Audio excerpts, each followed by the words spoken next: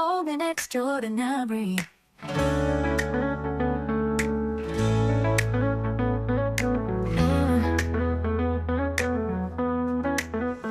En 20 ans, les cas de cancer de la peau ont augmenté de 262 % au Québec. Et pourtant, la plupart des gens appliquent leur crème solaire à un niveau de protection réel d'environ SPF 5. Pas 30, pas 50. Aujourd'hui, un chirurgien avec plus de 25 ans de carrière et plus de 40 000 retraits de cancer de la peau nous dit ce qu'il voit dans la salle d'opération et en clinique. Et ce que vous devez savoir pour vous protéger. Bienvenue dans Owning Extraordinary, je suis Karine. Et ce podcast existe pour vous donner des conversations vraies, honnêtes et nuancées sur la médecine esthétique, sur votre corps, votre santé, et ce que ça veut dire de vous sentir bien dans votre peau. Le sujet d'aujourd'hui est un sujet que tout le monde pense connaître et que personne ne fait correctement. La crème solaire, le cancer de la peau et tout ce qu'on croit savoir, mais qui est souvent faux.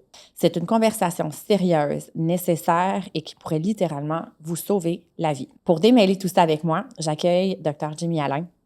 Il est dermatologue et exerce la chirurgie de Mohs au Medipa Victoria Park. Il est également le directeur médical du Medipa Victoria Park à Québec. Avec plus de 25 ans de carrière et plus de 40 000 retraits de cancer à son actif, il traite chaque année plus de 1600 cas de cancer de la peau. 1600, dont 1000 chirurgies de Mohs et environ 600 retraits par d'autres techniques. Dr. Allain, merci d'être ici avec nous aujourd'hui. Ça fait plaisir. Alors, c'est un sujet qui est très important aujourd'hui, qui, comme je l'ai mentionné, pourrait sauver la vie des gens. Et j'aimerais comprendre d'où vous parlez. Parce que 25 ans de carrière, 40 000 retraits, dont 1600, moi, ça m'a choqué, le chiffre 1600 par année. Ouais. C'est pas rien. C'est une perspective que peu de gens ont. Quand vous regardez les données là, des 20 dernières années, on constate une augmentation de 262 % des cas de cancer de la peau sur 20 ans. Qu'est-ce qui explique cette explosion, selon vous? La première chose, c'est que l'âge de la population. Okay? La population est vieillissante. Plus on avance en âge, plus on a de chances de faire un cancer de peau. Plus on a vu le soleil, c'est une question d'accumulation, des contacts violents, des coups de soleil, des brûlures et l'exposition chronique. Les gens sont actifs, vont dehors, vont jouer au golf, au pickleball. Donc, toute cette exposition-là qui augmente avec le temps et les gens n'ont pas toujours une photoprotection qui est exemplaire. Donc, inévitablement, ils accumulent encore des dommages et finissent par, s'ils n'en ont pas fait un, vont en faire un éventuellement au fil du temps. Puis en même temps, est-ce que vous voyez des patients encore plus jeunes, de plus en plus jeunes? Oui, tout à fait. On a toujours vu des jeunes quand même, là, dans la vingtaine, dans la trentaine, faire des carcinomes. Donc, c'est ce genre de cancer souvent qu'on va faire peut-être plus aux alentours de 50-60 ans. Mais on en voit très régulièrement tôt dans la vie. Ouais. Puis dans ce cas-là, qu'est-ce qui explique que les gens sont de plus en plus jeunes qui ont le cancer? En fait, c'est un peu comme gagner à la loterie. Dans ce cas-ci, le prix c'est pas un beau prix. Donc, ces gens-là, c'est vraiment une question d'exposition. Il y a eu une mutation au niveau de leurs cellules et leur corps n'a pas été capable d'éliminer cette cellule-là. Cette cellule-là se reproduit. Puis souvent, ce sont des carcinomes qu'on va voir au niveau principalement du visage. Mais ça peut être aussi des coups de soleil qu'ils ont attrapés au niveau des épaules, au niveau des jambes. Puis ils vont faire éventuellement un mélanome, même s'ils sont très jeunes. Malgré toute l'éducation qu'on a autour de l'application de la crème solaire, c'est quand même étonnant, les taux de croissance et ces trucs-là. Est-ce que lorsque vous annoncez à quelqu'un qu'ils ont un cancer de la peau, est-ce qu'ils sont surpris que ça les a atteints, eux? Oui, souvent les gens vont dire « j'y vais pas au soleil » ou je me mets toujours de la crème » ou tout ça. C'est vraiment une vigilance constante qu'il faut y avoir à tous les jours, de mettre son écran solaire sur les zones qui sont exposées. L'écran solaire fait partie de la photoprotection, mais il y a tous les autres éléments qu'il faut prendre en ligne de compte puis qui sont importantes à avoir aussi. Les vêtements solaires, c'est super important. Ouais. Éviter l'exposition entre 11 heures et 2 heures en plein gros soleil sans protection solaire, c'est un peu jouer à la roulette russe. Donc, inévitablement, c'est un ensemble de comportements avec la crème solaire qui nous permet d'avoir une meilleure photoprotection. Justement, je pense qu'il y a énormément de mythes sur les réseaux qui ont circulé. On en a parlé il y a quelques années ensemble sur une autre vidéo qu'on a faite. Une de ces mythes-là, c'est comme quoi les crèmes solaires elles-mêmes te donnent le cancer. Donc, démolissons quelques mythes ensemble. Les peaux foncées n'ont pas besoin de crème solaire. C'est faux. Ouais. Même si on a une peau foncée, on peut attraper des coups de soleil. Même si on a une peau foncée, on peut éventuellement faire un cancer de peau. On donne souvent aux patients l'exemple de Bob Marley, mais Bob Marley était jamaïcain et est décédé de mélanome.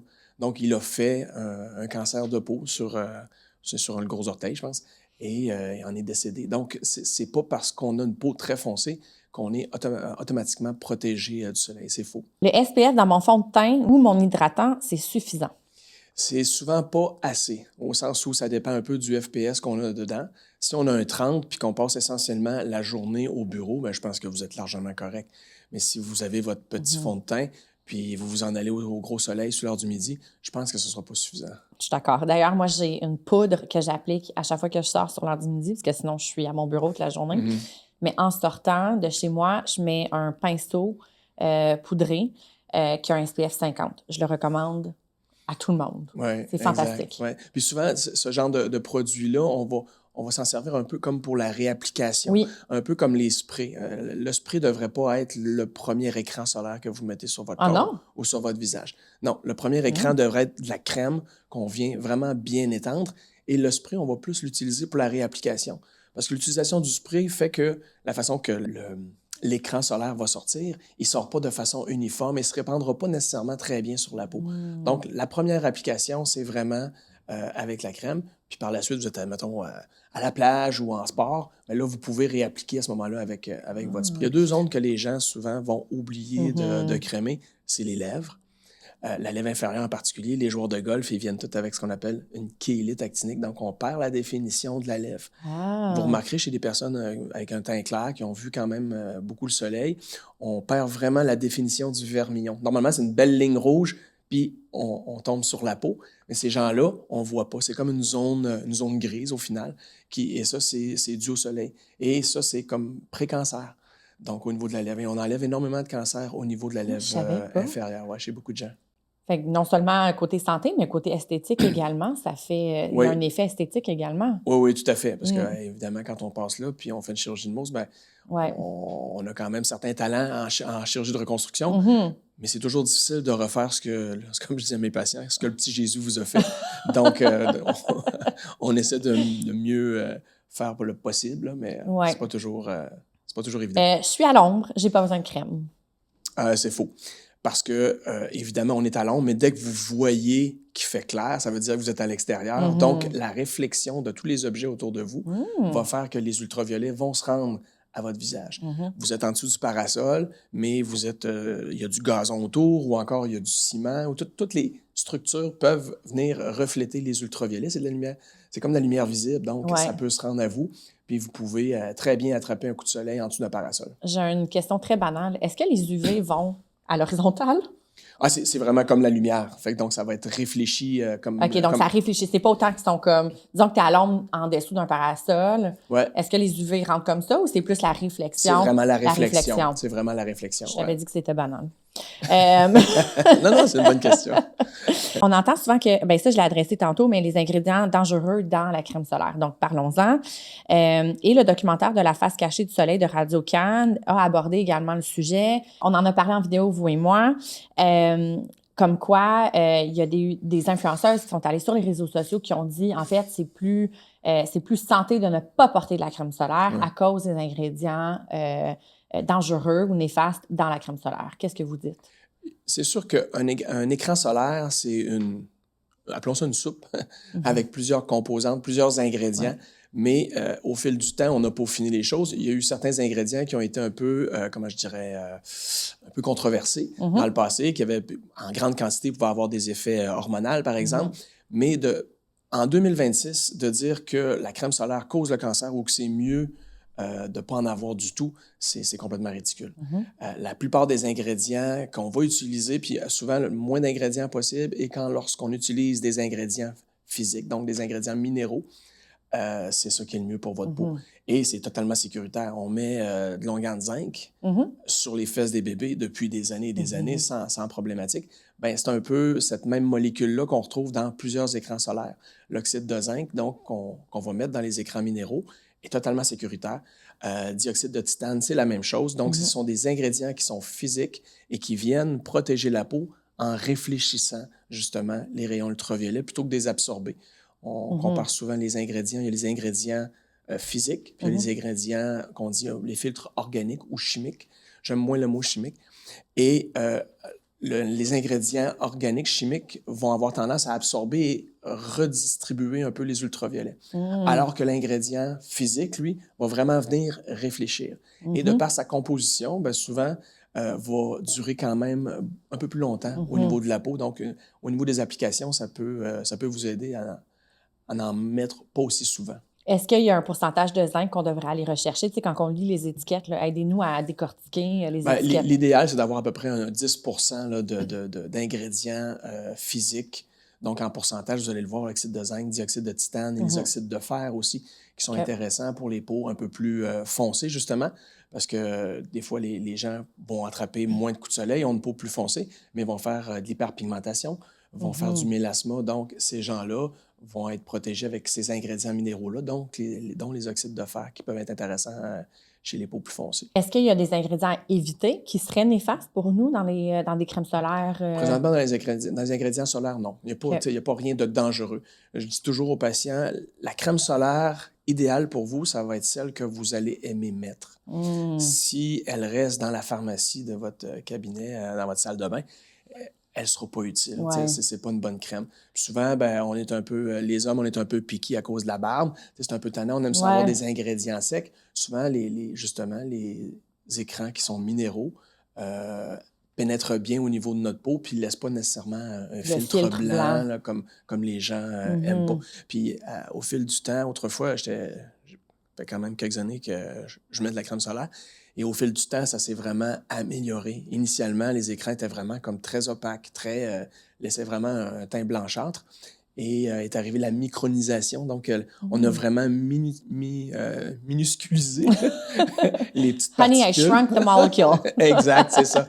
Et on a fini par se retrouver avec des molécules qui sont très, très petites et qui font autant la job, en bon français.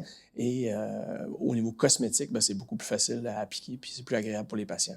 Donc, ça améliore la compliance. C'est ça qu'on veut, là. Exact. Si je bronze, j'aurai pas le cancer. C'est faux, c'est faux. Le fait de bronzer, c'est automatiquement une insulte à vos cellules. Donc, ce qui déclenche le mécanisme de mélanogénèse, c'est qu'il y a eu des cellules qui ont été abîmées, qui ont été tuées littéralement par les ultraviolets. Et donc, votre corps, pour répondre à cette insulte-là, va produire la mélanine à la surface de la peau qui a un effet protecteur. Mais c'est l'équivalent de la 2 ou de la 4, un petit bronzage. C'est vraiment pas grand-chose. Donc, vous pouvez attraper encore bien des coups de soleil, même si vous êtes bronzé, et vous pouvez continuer à avoir des ultraviolets qui vont passer au travers de votre peau, à travers votre épiderme, jusqu'à votre derme, causer le mélanome ou encore des carcinomes, même si vous êtes bronzé. Les gens qui vont en Floride, qui sont bruns, et c'est ma clientèle à l'automne, où est-ce que je les opère parce qu'ils s'en retournent en Floride pour la période hivernale. Fait que c'est pas... Non. Bronzer, automatiquement, c'est pas une protection solaire. Mais si on a une peau plus blanche ou en revanche un petit peu plus olive ou plus foncée, est-ce que les peaux plus blanches ont une plus grande incidence de cancer de la peau? Oui. Les gens qui sont plus pâles, habituellement, vont faire plus de cancer de peau. On donne souvent l'exemple de l'Australie. L'Australie a été un peu colonisée par des peuples européens du Nord. Okay? Donc, c'est les Anglais, les Allemands, qui sont descendus, qui se sont retrouvés dans un endroit où est-ce qu'ils n'auraient pas dû se retrouver, parce que anthropologiquement, ils se défendent mal contre le soleil. Ils n'ont pas la peau pour être au soleil. Fait que les yeux bleus en Australie, ça ne marche pas. Non. Et donc, c'est pour ça qu'on voit qu'il y a beaucoup plus de cancers de peau. Et les bonnes études épidémiologiques viennent souvent d'Australie. En termes des cas d'incidence, il y a énormément, mais beaucoup plus de cancers de peau là-bas qu'ici, justement à cause de l'exposition et le phénomène fondateur qui est avec les yeux bleus, les blonds et tout ça. Wow, c'est fascinant. OK, maintenant qu'on a démoli quelques fausses croyances, qu'est-ce qu'on devrait faire concrètement? Comment on choisit la bonne crème solaire? Comment on l'utilise? Alors, parlons de SPF. SPF 30, SPF 50, SPF 100. C'est quoi la vraie différence? C'est quoi le minimum que vous recommandez? Oui. Pour, mettons, une application quotidienne, je recommande un 30. OK? Minimalement, là, un 30. Là. Si vous avez surtout pas d'autres... vous ne mettez pas de vêtements ou de vêtements solaires, vous n'avez pas votre casquette, tout ça, idéalement, c'est minimalement un 30. Dans la vie quotidienne, où est-ce qu'on ne passe pas nécessairement énormément de temps dehors, je pense que c'est totalement correct. Là. Vous avez une bonne protection solaire. Par contre, si vous êtes actif, Si vous allez sortir dehors, vous partez en vélo, là, je recommande probablement plus un 50, donc un FPS plus élevé. Le FPS, c'est relié à votre capacité d'être protégé pour les brûlures, OK? C'est vraiment par rapport aux UVB. Donc, c'est comme ça que ça protège et c'est comme ça qu'on indique le FPS, c'est par rapport aux UVB. Donc, je vais vous dire, mettons, un 30 versus un 60, on est grosso modo 2 fois mieux protégé par rapport aux UVB, donc de brûlure, qu'un 30 en comparaison. Donc, c'est un peu comme ça qu'on fonctionne. Et après ça, ben, il y a les ingrédients physiques qui vont venir vous protéger, mais peut-être un petit peu plus longtemps. Au niveau de la réapplication, c'est important d'en remettre aux 2 heures si vous êtes actif, si vous avez chaud, vous suez, vous vous baignez, par exemple. Après la baignade, l'idéal, c'est d'en réappliquer, évidemment. Et de rester le plus possible à l'ombre quand vous le pouvez. Là. Puis est-ce qu'il y a un maximum, genre un SPF 100, est-ce que c'est du marketing? Oui, un peu, oui. Parce que entre un 100 et un 60, le facteur de protection solaire supplémentaire, ça devient extrêmement minime. Si bien appliqué, un 60, vous avez comme 98 des UV qui vont être bloqués. Bien appliqué, là, je dis. Oui. OK, donc, la crème en premier, le spray après. Puis vous en avez mis une bonne quantité, puis vous êtes un peu blanchâtre. Oui. Ou le 60 versus le 100, il n'y a pas vraiment de différence. OK. Oui. Tantôt, vous disiez pour le spray, j'ai oublié de mentionner, on met souvent le spray sur les enfants parce que c'est plus facile. Oui. Que de la crème. On les attrape plus facilement. On les attrape plus facilement, mais là, il faudrait faire un effort. Oui. La première chose, c'est vraiment d'écrémer abondamment, qui aient toujours leur chapeau à large bord, qu'on dit au niveau des enfants. N'oubliez pas les lèvres, les oreilles aussi. Les hommes, souvent, à cause, on a souvent les cheveux plus courts. Puis souvent, beaucoup la mode des casquettes, évidemment. Une casquette, ça ne protège absolument pas les oreilles. Je dois enlever à peu près une dizaine de cancers sur les oreilles par semaine. Oh my God. Mais tu sais, moi, je pense j'ai 2 garçons, puis je pourrais même pas les payer là, pour mettre un chapeau à large bord parce que c'est pas cool. C'est pas trend. C'est pas trend, donc c'est difficile. mais je prends des notes, là, je vais leur dire tout ça ce soir. S'ils veulent garder leurs oreilles pour... Oui, mais 10 cancers. Surtout sur des lunettes. Oui, c'est ça. Alors, on parle souvent de la quantité appliquée, la bonne quantité. Donc là, on a parlé de SPF, on a parlé de texture, on a parlé d'ingrédients. C'est quoi la bonne quantité? Je pense qu'on avait 1 cuillère à café pour le visage, 1 verre de shot pour le corps. Est-ce que c'est ça? Oui, tout à fait. Puis, encore là, cette quantité-là, ça dépend évidemment. Là, on mesure 6 et 4 versus 5 et 2. La quantité n'est pas la même. Mais 2 shots pour eux. Oui, exact. Mais ça devient vraiment un comportement qui fait partie d'un ensemble de comportements. Donc, tu sais, c'est rare que je vais avoir à mettre un shot parce que j'ai toujours un chandail anti-UV quand je vais dehors. J'ai toujours mon chapeau à large bord, idéalement. Mais je vais en mettre un peu plus, évidemment, si je n'ai pas ce genre de truc-là. Mais je vais me baigner dehors, j'ai mon chandail anti-UV. Oui, qui sont fantastiques d'ailleurs, ces chandails-là. Ouais. Puis on les voit de plus en plus. Je suis allée sur une plage il n'y a pas très longtemps, puis il y en avait vraiment beaucoup, puis j'étais fière. Puis évidemment, cette mode-là est partie justement, on voyait ça beaucoup en Australie. D'ailleurs, donc c'est un peu les vêtements de surfeur, tout ça. Puis le look est quand même. Puis les jeunes, mon fils a eu 24 ans récemment. Et en cadeau, il avait reçu à un moment donné un chandail anti-UV quand il était bébé, donc il a 24 ans. Et vraiment, ce type de comportement-là, d'avoir vos enfants avec un chandail anti-UV, puis de garder ce comportement-là dans leur tête le plus tard possible dans leur vie, va aider à diminuer l'accumulation de dommages. Oui. Puis qu'est-ce qu'on dit aux gens qui disent, mais on a besoin du soleil. Puis le soleil, moi, j'écoute Huberman Lab, par exemple, qui est un podcast qui parle énormément des bénéfices du soleil, comme quoi ça peut régler tout plein d'affaires. Alors, comment naviguer ou comment réconcilier ces 2 mondes-là, qu'on a besoin de soleil pour se guérir, peut-être? En fait, il y a un effet bénéfique, évidemment, au niveau des ultraviolets pour le métabolisme de la vitamine D, entre autres. Mais cette exposition-là est relativement faible. Okay? On a besoin d'à peu près comme l'équivalent de la nuque, le dos des mains, 15 minutes 2 fois par semaine. Si vous avez eu cette exposition-là, donc c'est pas une grosse surface, c'est vraiment pas une grosse exposition et c'est pas quelque chose de violent. Donc, vous allez en avoir assez pour le métabolisme de votre vitamine D. Sinon, vous pouvez prendre des suppléments puis c'est pas problématique. Mais puis évidemment, on a besoin d'aller dehors puis c'est important, les gens, de continuer à être actifs parce que ça fait La santé, c'est plusieurs comportements. C'est courir, aller faire du vélo, bouger, être actif le plus possible pour pas avoir de maladies cardiovasculaires. D'autres maladies, c'est ça. Exact. Alors, est-ce qu'il faut vraiment réappliquer aux 2 heures? Est-ce que ça, c'est vrai? Si vous êtes actif, puis vous bougez ou vous vous baignez, vous avez chaud, vous faites du sport, oui, évidemment. Okay. Donc, il faut utiliser son gros bon sens, là, en bon québécois. Là. Souvent, les golfeurs, je leur dis, bon, mais vous allez golfer, vous vous crémez vraiment avant d'aller au driving range. Ouais. Donc, avant de frapper vos balles, vous faites votre 9 trous. Entre le 9 et le 10, il y a tout le temps une pause. Donc là, c'est le temps de vous crémer. Mettons, vous jouez au tennis, peut-être entre les 7, tout dépendant de la longueur de vos matchs. Vous partez en vélo, vous faites votre 40-50 km sur 100. Si vous êtes un gros cycliste, entre les deux, vous traînez votre écran solaire puis vous réappliquez. Puis c'est important d'avoir, évidemment, des vêtements solaires qui vont vous protéger. Puis même les vêtements de cycliste, récemment, je suis sorti en vélo, j'ai mis un vêtement qui n'était pas tout à fait adéquat. Puis j'ai rougi dans le dos. Ah, wow! Je me suis retrouvé... à travers le vêtement? À travers mon vêtement cycliste, wow. Oui. Fait que c'est vraiment de l'avoir top of mind, de l'avoir vraiment... toujours d'y penser, au fond, d'en faire, que ça fasse partie de sa routine, de sa préparation au courant de la journée. Je pense, en tout cas pour moi, je pense qu'on n'y pense pas assez, en fait. Les gens vont penser à leur santé un peu... vont essayer d'aller chercher les éléments qui font leur affaire dans la santé, évidemment. Les gens vont faire attention à ce qu'ils mangent. Les protéines, pas trop de glucides, ci ou ça, ou les jus verts. Le collagène, les vitamines. Oui, tout ça. On oublie que ça fait partie de la santé. Là. C'est quotidienne. Les cancers de peau tuent des gens. Sinon, vont atteindre l'anatomie de votre visage de façon marquée un jour. Parce qu'on va avoir à vous enlever un carcinome, que ce soit sur le rebord d'une paupière, le rebord d'une narine ou les oreilles. Oui. J'ai lu qu'un Canadien sur 5 et qu'on s'en va vers le 1 Canadien sur 4 va avoir un cancer de la peau. Oui, tout à fait.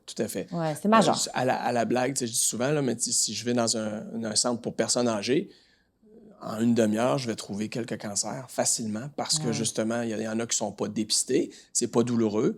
Mais inévitablement, un bobo qui saigne, qui gale, qui croûte, on trouve ça chez les personnes âgées tout le temps. 80-90 ans, c'est sûr. Donc, ça, pourquoi vous avez ça? C'est parce que vous n'avez pas fait attention durant votre enfance. Les écrans solaires efficaces existent depuis à peu près 25 ans. Autrefois, les gens faisaient les foins, faisaient pas attention, ont été exposés de façon indue. Beaucoup de coups de soleil, puis on est une population avec la peau plus claire ici au Québec. Donc... Mais justement, pour les enfants, à quel âge on commence le SPF? Le plus tôt possible. Oui, il n'y a pas de souci. Évidemment, un petit bébé, on va le garder plus à l'ombre. On va lui mettre des vêtements où il n'y aura pas trop chaud, mais qui vont venir protéger. On peut utiliser à partir de 3 mois des écrans physiques. Moi, je n'ai pas de gêne à le faire. À partir de 3 mois? Écran physique, là, le visage, vous voulez mettre quelque chose, un bon écran physique. Puis, c'est le genre de personnes qu'on, de toute façon, on va garder à l'ombre.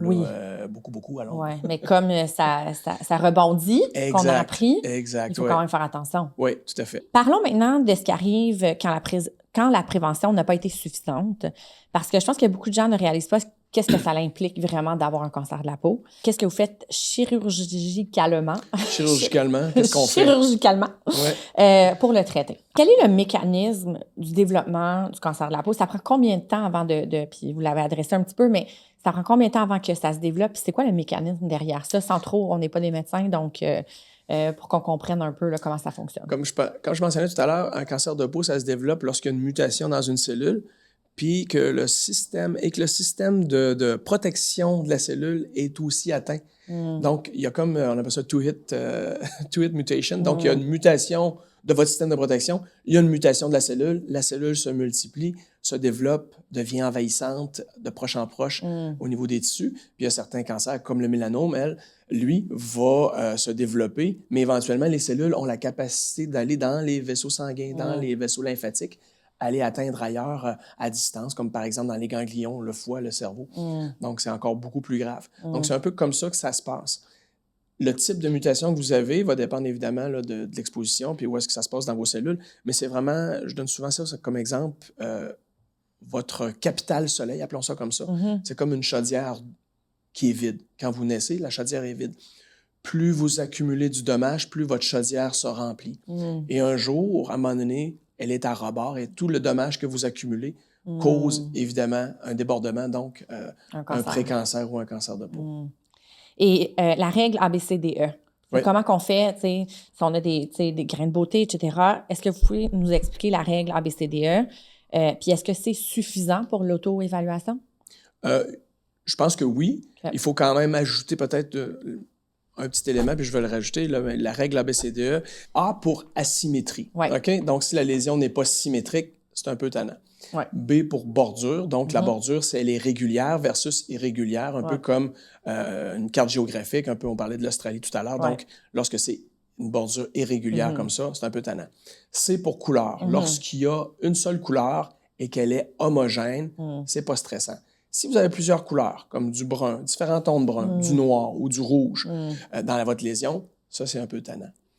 D pour diamètre. Donc, en bas de 6 mm, on ne stresse pas. Surtout si la lésion est relativement petite, 6 mm, couleur homogène, on ne stresse pas. OK. Par contre, on peut avoir des lésions qu'on a à la naissance qui mesurent 1,5 cm, qu'on appelle des névus congénitaux, mais qui ne sont pas à risque de développer des cancers. Donc, cette règle-là n'est pas respectée, mais ce n'est pas nécessairement dangereux. Souvent, c'est d'avoir quelques critères. Donc, une lésion très foncée, asymétrique, faut être prudent. OK. On dit souvent A, B, C, D, E, E pour évolution. C'est ça. Une lésion qui reste pareille dans le temps, moins stressant. Ouais. Une lésion qui change. Elle était symétrique et elle devient asymétrique. Ça, c'est un peu tannant. Ouais. Ou elle était plus petite, elle devient plus grande. Exact. Ça, c'est dangereux.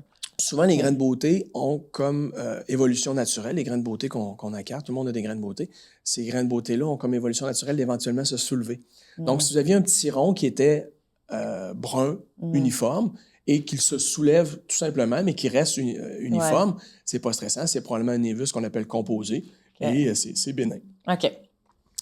Puis je reviens aussi à l'aspect, l'ABCDE, c'est souvent pas suffisant parce que ça ne comprend pas les lésions qui sont les plus courantes, qui sont les carcinomes. On dit souvent aux patients, si vous avez un bouton qui saigne, qui gale, qui croûte, puis ça fait 2-3 mois que vous avez, puis que ça ne guérit pas, c'est pas normal. Ouais. C'est un carcinome jusqu'à preuve du contraire. Wow! On a vu ça dans la face cachée du soleil sur Radio-Can. Une des patientes, c'est exactement ça. Puis elle a dit qu'elle était à la télé, je pense, et puis elle avait beaucoup, beaucoup de maquillage à tous les jours, donc elle cachait. Et puis elle l'a évité pendant 2-3 mois. Effectivement, elle avait plusieurs lésions de cancer. Effectivement, moi-même, j'ai écouté cette émission-là, puis c'est vraiment une belle émission pour sensibiliser les gens. Justement, puis cette dame-là, c'est extraordinaire ce qu'elle a fait, là. Mais c'est impressionnant aussi de voir qu'avec le camouflage, le make-up qu'on mettait, et lorsqu'on la voyait démaquiller, le dommage qu'elle avait accumulé avec ses yeux clairs, évidemment, là, on en parlait. Donc, puis je pense que ça démontre à quel point il y a de la sensibilisation à faire. Et c'était là la raison d'être de cette émission-là. C'est ce qui nous a inspiré, nous, à faire ce podcast-là avec vous. Parce que je pense que les gens ne réalisent pas exactement ce qui se passe. C'est vraiment un problème de santé publique, puis de société. Puis malgré les efforts qu'on fait, il y a des choses qu'on a réussi à faire. On a réussi à abolir les salons de bronzage chez les moins de 18 ans il y a quelques années. Ce genre de trucs-là, on avance, mais il arrive toujours parfois des modes, comme la mode des tan lines, que je comprends pas. Les gens veulent avoir des lignes de bronzage, donc vont inévitablement littéralement se bronzer ou se brûler. Puis pour avoir ces lignes-là, des fois, ça me dépasse. Oui, j'imagine. Puis est-ce que la RAMQ couvre les traitements du cancer de la peau? Tout à fait. C'est médical.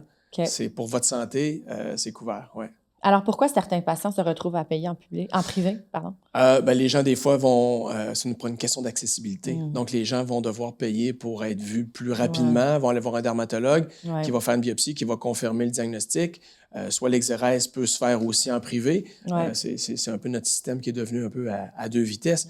Mais 90-95% de mes collègues travaillent au sein de la RAMQ. Moi-même, je suis au sein de la RAMQ et c'est couvert par nous tous, via notre régime public. Puis je pense que c'est important que ça continue comme ça. Oui, en effet. Surtout avec une croissance qu'est-ce que j'ai dit tantôt, 262 ouais, si je me trompe pas, en 20 ans. Oui, en effet. Si quelqu'un qui nous écoute pense avoir quelque chose à surveiller sur sa peau, c'est quoi sa première étape? Qu'est-ce qu'il fait là? Bien, c'est l'accessibilité encore là. C'est sûr que c'est difficile pour la plupart des gens d'avoir accès à un dermatologue d'emblée. Ouais. Souvent, les gens ont un médecin de famille, mais encore là, c'est une problématique où est-ce que les gens n'ont pas nécessairement de médecin de famille. Mais lorsque vous avez un médecin puis qui, lui, confirme vos soupçons, bien, je pense qu'il faut que ce soit vu par un dermatologue. Ouais. Puis, inévitablement, il va y avoir une biopsie ou parfois, c'est pas nécessaire. Il y a beaucoup de patients que je vois d'emblée, je sais que c'est un mélanome, on active la suite des choses, ça va être une exérèse ou une biopsie excisionnelle, puis on va vérifier l'indice de Breslow qu'on appelle, l'épaisseur du mélanome.